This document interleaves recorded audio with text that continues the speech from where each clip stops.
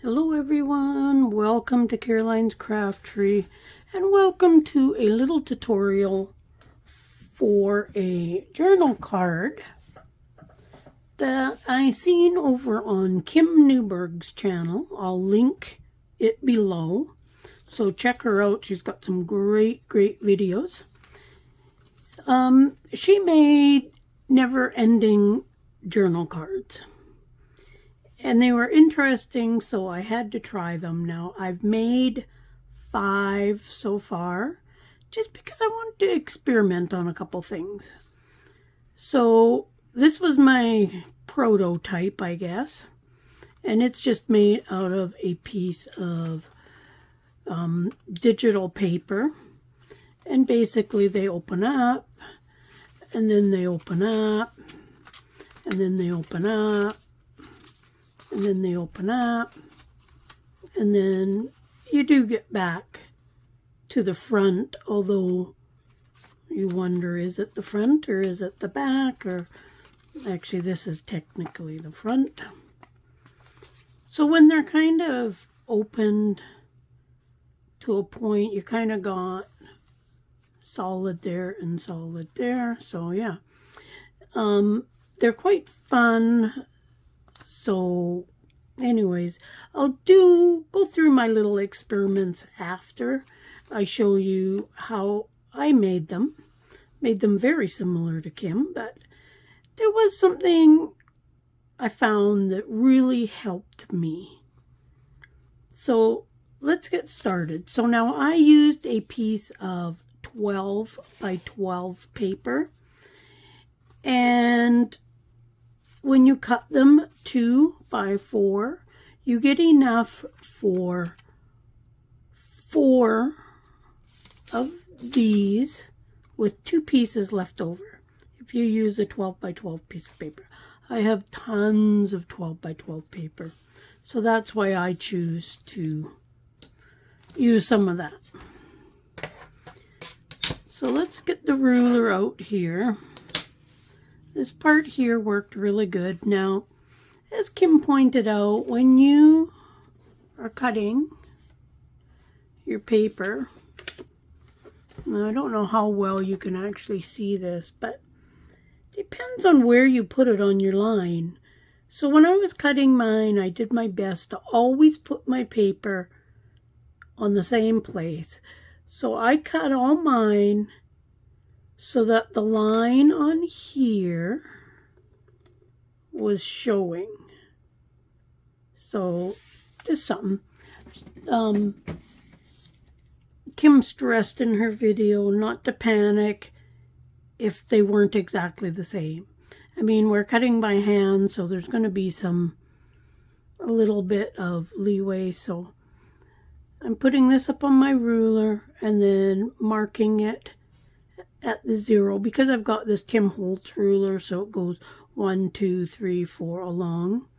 So I'm just putting mine at the 2 and the 2, but you know, or go from the 1 to the 4, do that 2, whatever, but your mark is going to be halfway. Now if you want to make these different sizes, it's fine as long as your pieces are the same. I did some that I cut my paper 3 by 6 and it worked out just fine, but they're a little bit big to put into a journal. So I'll show you those in a minute. So just going to mark each one of these. I've already actually marked mine because I kind of did it in a mass make type idea. So I've got the 4 things with a line in the middle. Now we're going to take them and we're just going to fold, trying to line everything up. And I'm doing mine. This fold is going pretty much up to my pencil mark. You can see my pencil mark there. Not sure how well it shows up on camera, but now when I fold this one, I'm lining this up with the edge of this. I'm not so worried about my mark anymore. And I want just a hair away from the other one, and I mean a hair. So there is that, like so. Now we're going to do the other one. Same thing. This is going to go right up, but not covering my pencil mark. Now when I bring this one up, I'm going to line it up with here. And again, just leaving just a slight hair. Because when you're doing this, they do get caught up, but they're easy to trim. So okay, so we're going to do that with all 4 of these. Now I've kind of jumped ahead and I've already got some prepared, just so you know. So I've got these. Now because I'm using double-sided paper, of course you're going to get different effects. And I'll show you a little experiment that I did earlier with this. So now, and I've inked down here, so I just ran my ink thing just down like that on both sides. I do want mine inked at the end, that's why. But for now, I'm just doing that because all the rest can be inked after it's assembled, because of the fact you have to do a bunch of trimming and stuff. So I'm going to take 2 of these. Now this is where I really struggled. And I came up with a little idea. So I'm going to put these down. Now I want them close, but I want that little hair in between them. And I just took a little piece of washi tape and plopped it down and anchored it down to my desk. Just like that, because I had such a hard time with these moving. Every time I'd move this one that I put on top, it would wiggle and move, and oh. So this really fixed that. So if you're struggling with that, try this. So now I'm going to line this up, and I'm going to line it with this edge here. So I'm going to try to get it as best that I can. I'm not going to worry if there's any hanging over here and here. I want it even here. I'm going to pull that back, and as Kim said, you got this little square here, which is what you're going to glue. So I'm using my art glitter glue, and I'm just going to put my glue down there. I'm just going to press it down. Now there was a few that I did, and I was like rubbing this, and then I'd end up moving it all. So now I was just pressing it down. Now I'm going to pull up this side here and put my glue over here. And again, I'm just going to press that down. Now with the washi tape, easy to pull it up,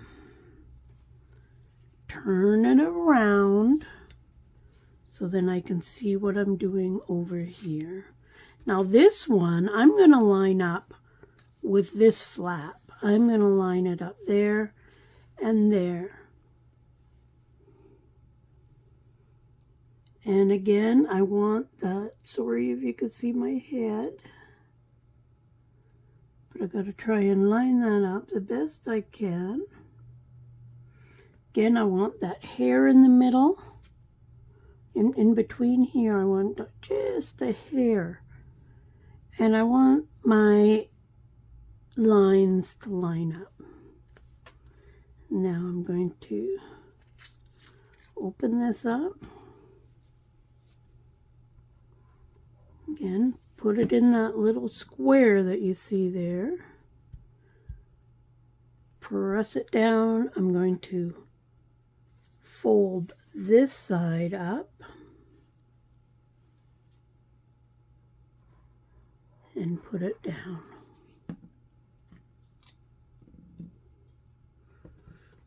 And there we go. Now we just pull up the washi tape again, and it comes right off, just so easy. And it really saved me a headache, because by the time I was done my first one, and mind you, it was my first one, the more you do, the easier it gets. But I was getting frustrated, and I thought, there's no way I'm going to make these. But once I figured all that out, I was good. Now, when I got it at this point, I look and I see where I need to trim. Now, I'm using my paper cutter. This paper cutter, it is a Tonic Studio one, and it is so easy to take just a sliver off. So I am going to, you can see, well, hopefully you can see, but it's overhanging a little bit right there. So I'm just going to put that right in here.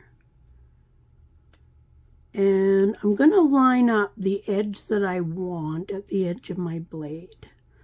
Now, I'm quite sure that you cannot see this, but I can. Now you can see, or can you see that little piece that it took off? Not even sure if that's showing up, but that is like a hair. But it made this edge nice and even. I'm going to check all 4 sides from both sides. This one here, again, is off. Can you see? It's not off by much, but that's enough to make it catch. So let's do the same thing. I'm going to line up the edge that I want.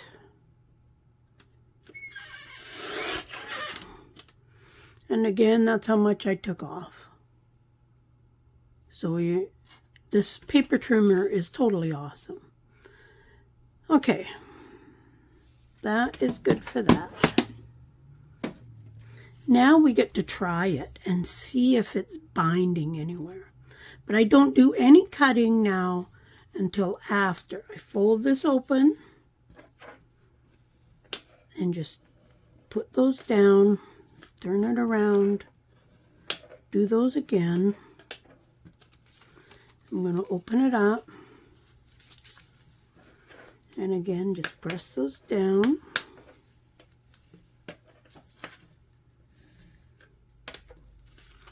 I'm going to open that up. That one's good.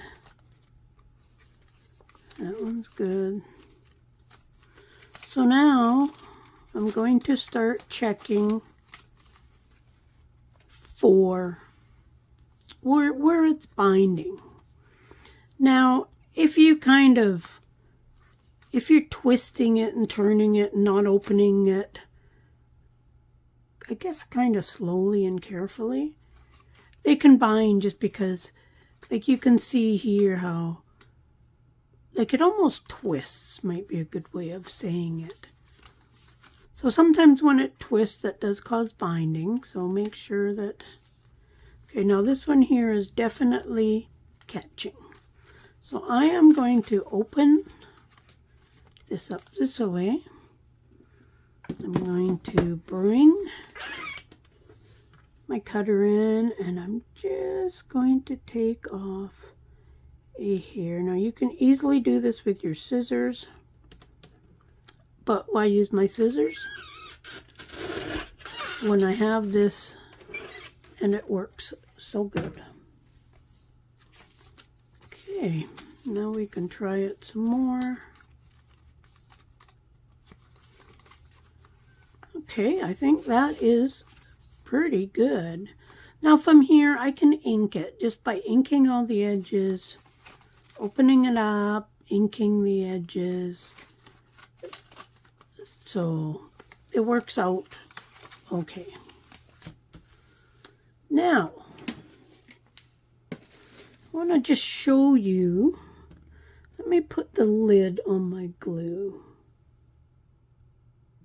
because I don't want it drying the tip. Now, these here two are the ones that I made using 6x6. So these turned out to be 3x6. Now it worked perfectly fine. I did it the same way, scored them or marked them in the middle so then I could fold them in half. You can see my mark right here of where I marked it in half. Did the same thing, just folded it into the middle. And they worked fine, but they're a little bit big to put into a journal because the pages in most journals are not 6 inches wide. So, issue with this was double-sided paper as well, so you can see they kind of turned out. And they turned out good. They're perfect, but just a little bit too big into a journal. Now, I've got these three. Now, because I was dealing with double-sided paper, I thought, well, I'm really going to get different effects depending on how I put the paper. So, I'm just going to have these just so I can kind of show you what I did. And I like the different effects, so depending on what exactly you want to do. So you've got your 4 papers, they're double-sided. So now this one here, I put all the papers the same way. So when they're different colors, you get the different colors down the sides and on the points.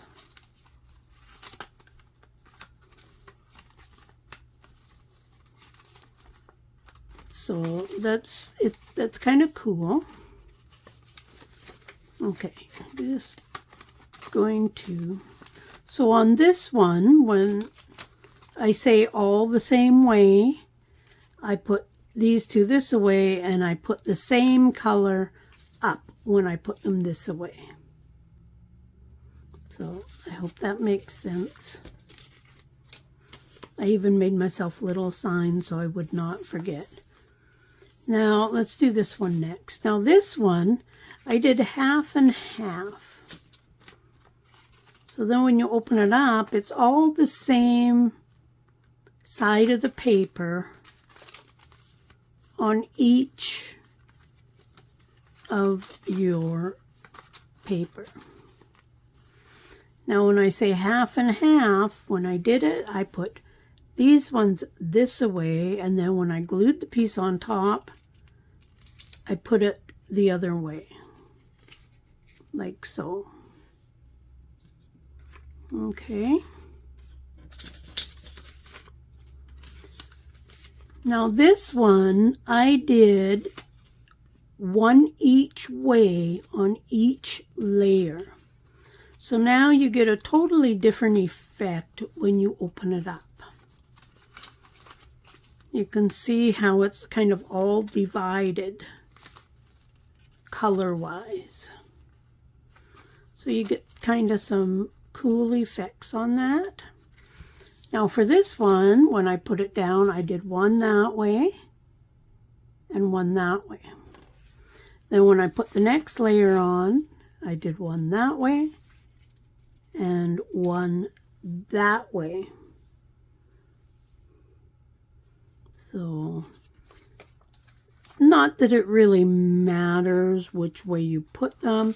And I think when you put them this way, I don't think it matters whether you put that there and there or there and there.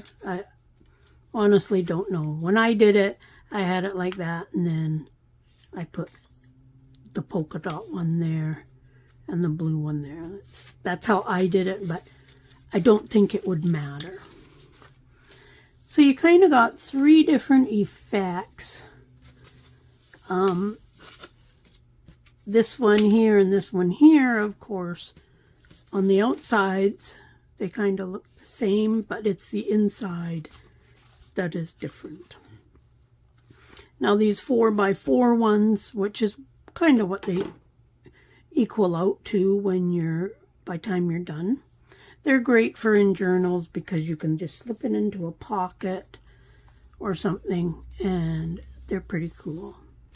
As for decorating, the ideas for decoration is endless. I have not decorated any of mine. I will decorate some of these. I think they would be nice with maybe little sayings on some of them, little tiny pictures in the corners, or just save it for journaling space. You could write your never-ending story in this never-ending journal card. But they were fun. I'm going to do about a dozen of them, I think, just to have on hand. And then I can decorate them as I go along, if I'm going to put one in a journal, etc. I will definitely ink these. This one here is catching just a little bit right along that one edge. So I'm going to trim that up just a little bit. Sometimes they catch and sometimes they don't. I do think that sometimes it just depends on how you're opening them.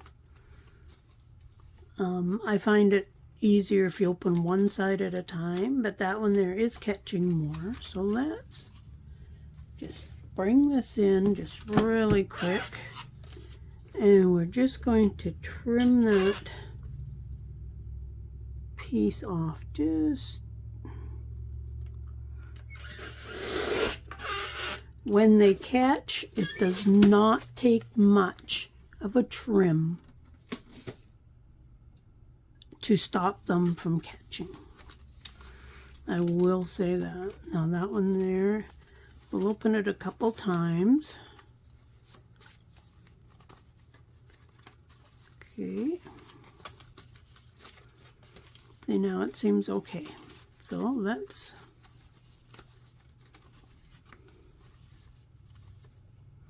So there we go. I really think these are cute. It's a great idea. I have seen cards done like this, and I always thought that it was cute. But I never thought to just kind of make one very square. I guess they're all square. But I never thought of making it into a journal card. Now this, like I say, it would very easily slip into a pocket and whatnot. And like I say, the ideas for decorating would be endless. So check out Kim's channel. She just reached 3,000 subscribers. Big line of ink going down my finger. And yeah, so check her out. Check out the other links of the Facebook group and whatnot. Kim has lots of links in her videos for her Facebook groups and whatnot. So check all those out. I hope you enjoy this. Thank you, Kim, for sharing this idea with us all. And hope you will give it a try. And we'll see you in the next video. Bye.